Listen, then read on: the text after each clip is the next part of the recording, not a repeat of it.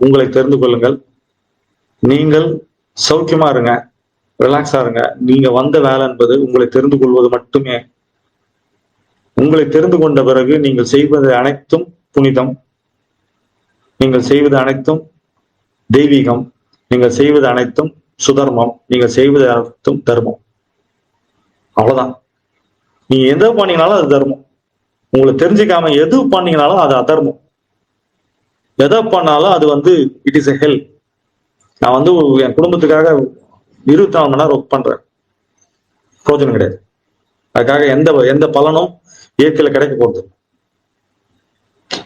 அதாவது எப்படி கதை அப்படின்னா, ஒரு பையன் எக்ஸாம் எழுதுறான், பக்கத்துல இருக்க எக்ஸாம் இன்னொரு பையன் எழுதுறான், அவன் ஒழுங்கா எழுதவே இல்லை, அவனுக்காக கொஸ்டின் ஆன்சர் பேப்பர் எழுதி அவன் கொடுத்துட்டு இவனுக்கு எக்ஸாம் எழுதாத கதை. நல்லா கவனிச்சுங்க.